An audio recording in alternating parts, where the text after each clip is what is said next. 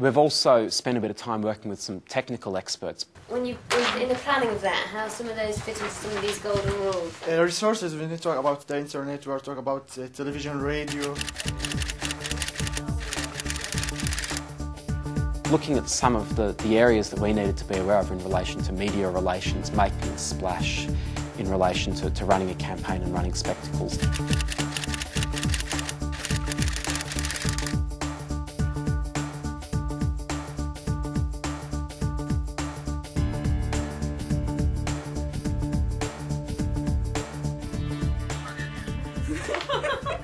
That's good. Wow, that's a good one, that's a good one. We don't have to refer to MDG specifically or even mention Actually, what is the benefit when we show... What they're going to do is compete to discover which of the teams will actually go to Davos, to the World Economic Forum.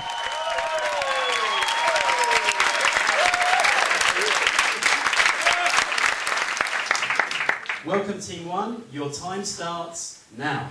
With teachers, the fund will focus on increasing teacher numbers to meet the MDGs, improving training quality and decreasing class sizes. Students are empowered to take responsibility for their actions. We have to get over the conventional perception that the state has to do everything for us. We have this, we give it to the nations or to the countries. They decide through experts what to do them. Thank you very much. So ladies and gentlemen, we present to you the passport to prosperity. We're not a group of lucky 60. We want to become a group of lucky 3 billion. I like the idea that we had the balloon debate because that sort of kept us all going, with the fact that from the beginning everybody presented and half of the group voted, whereas the half of the group were nervous. We must address inequality first. International School Culture Day!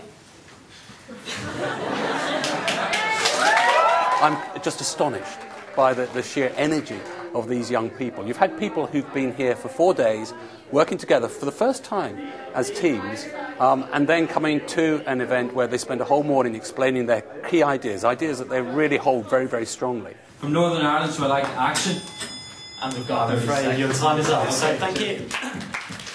We had 60 young people choosing themselves, not us choosing, but they themselves choosing those 6 people they wanted to represent them. Those 6 people are eminently well qualified to be able to take that forward. I have no doubt at all that the people in Davos are going to be completely impressed and bowled over by what they see and what they hear from this group of young people. The team that will be representing us all at Davos is Team 1.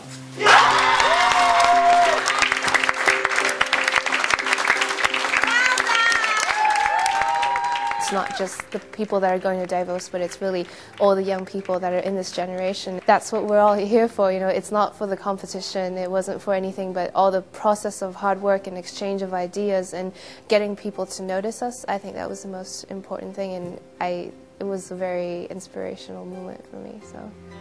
Wow, thanks. I have to congratulate the British Council on this sort of thing because I'm used to meeting young people and I'm used to going to these young youth events. But this is the first one where I've actually experienced that people bond in this way, and this is probably the biggest new experience, is sort of bonding, is sort of friendship.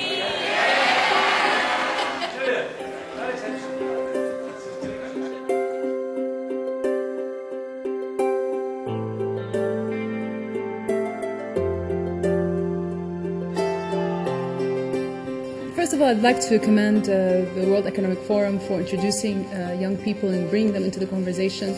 I think it highlights the fact that youth today are an integral part of the conversation. They should be part of the dialogue. From the Wisdom of Youth project in Greenwich last week has come out this demand that every child and every young person in the world has the chance to have education. The world needs to take education, collective action on education for all, but not just education for all, quality education.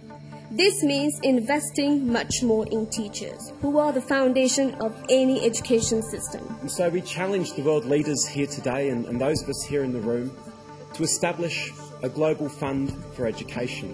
Quality teacher training, decreasing absenteeism, and reducing class sizes. All students should also have the opportunity to study different languages and should have also the opportunity to work on various key skills.